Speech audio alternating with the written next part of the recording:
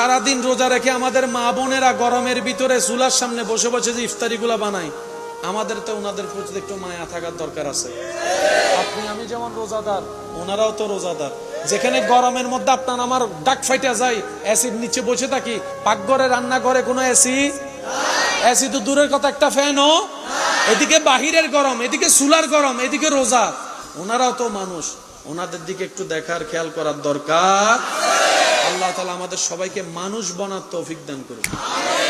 বান্দা যখন নামাজে দাঁড়ায় তখন সে নিজের রবের সামনে গিয়ে দাঁড়ায়। বান্দা যখন সিজদা দেয় কপালটা জমিনে দেয় না, রব্বুল আলামিনের কুদরতি দরবারে গিয়ে দেয়।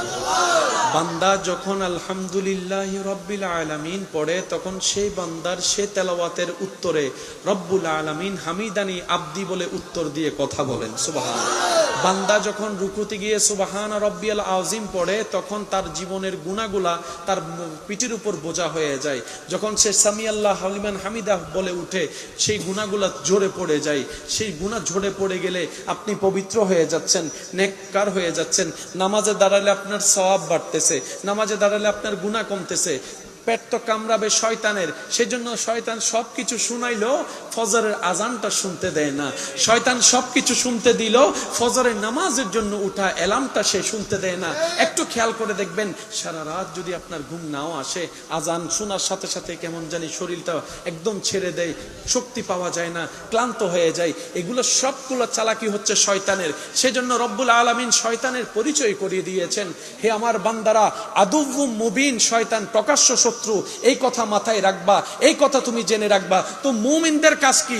মুমিনদের কাজ হচ্ছে শয়তান বান্দাদেরকে রব থেকে টেনে জাহান্নামের দিকে নিয়ে যাবে, আর মুমিন বান্দারা শয়তানের মুখে মেরে রবের রহমতের দিকে যাবে, সুবহানাল্লাহ।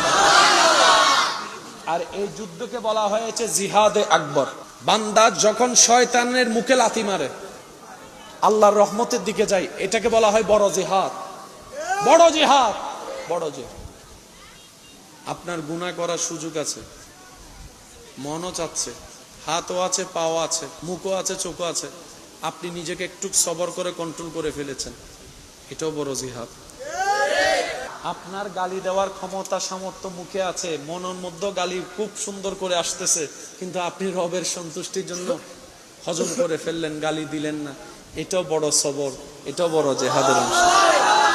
আপনার মন চাচ্ছে বোনের জায়গা বাইরের জায়গা না দিতে, কিন্তু আপনি রবের সন্তুষ্টির জন্য কোনো কথা প্রশ্ন দাড়ি কমা না চিন্তা করে যার জায়গা পায় তাকে জায়গা দিয়ে দিলেন, যে টাকা পায় টাকা দিয়ে দিলেন, কারোর সাথে সম্পর্ক একটু নষ্ট হয়েছে সুন্দর করে